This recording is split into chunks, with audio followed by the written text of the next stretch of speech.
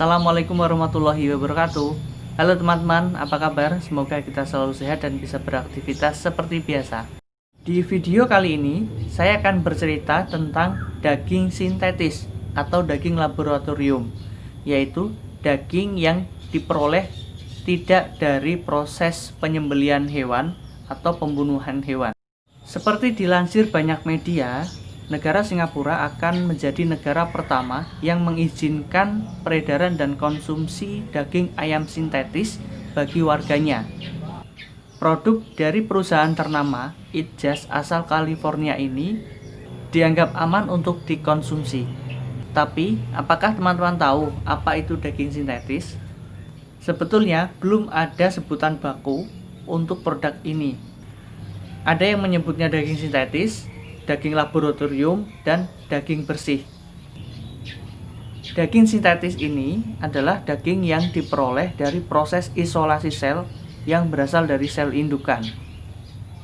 Sel indukan ini bisa diambil dari hewan hidup seperti ayam, sapi, domba, dan lain sebagainya.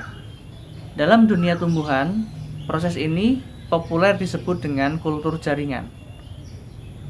Mosamid, salah satu perusahaan teknologi asal Belanda, menyebutkan bahwa satu sampel sel bisa dijadikan atau bisa dikembangbiakan menjadi 80.000 potong daging burger.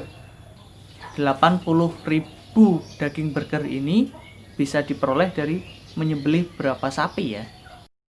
Nah, kira-kira apakah kita sudah bisa membayangkan bagaimana proses pembuatan daging sintetis ini? Ilustrasinya seperti ini. Seekor hewan yang masih hidup, katakanlah sapi, ini diambil jaringannya dengan cara menyayat atau mengambil bagian kecil dari daging atau otot sapi tersebut. Kemudian, daging atau otot yang sudah diambil dan dipisahkan itu dimasukkan di dalam sebuah cawan yang sudah dikondisikan atau dibuat sedemikian rupa agar menyerupai kondisi dalam tubuh seekor hewan yang masih hidup, sehingga jaringan atau sel yang tadi sudah diambil itu nanti akan bisa tumbuh, akan bisa hidup, berkembang seperti layaknya daging dalam tubuh seekor hewan yang masih hidup. Penelitian tentang daging sintetis ini sudah sukses dilakukan pada tahun 90-an. Kemudian memasuki tahun 2000-an sampai sekarang itu sudah ada sekitar 30 lebih pusat penelitian di seluruh dunia yang mengkonfirmasi melakukan penelitian yang sama. Bahkan perusahaan raksasa seperti Microsoft dan Google juga turut mendonorkan miliaran dolar untuk kesuksesan penelitian ini.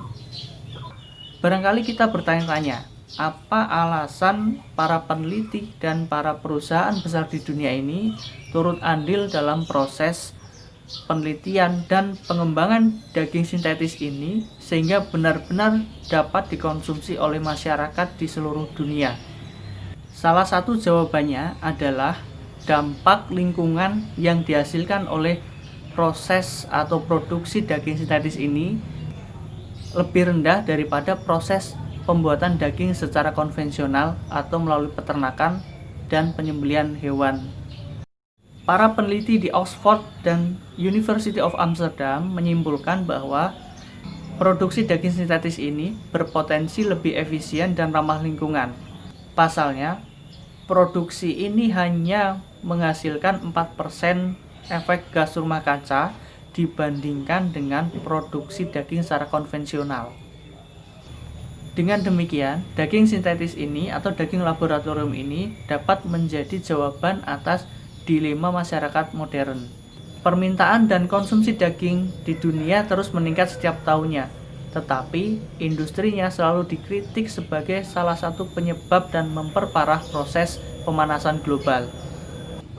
Keberhasilan produk ini juga diyakini akan menjawab kebutuhan daging di pasaran yang sampai saat ini kebutuhannya belum mampu dipenuhi oleh produsen daging secara konvensional.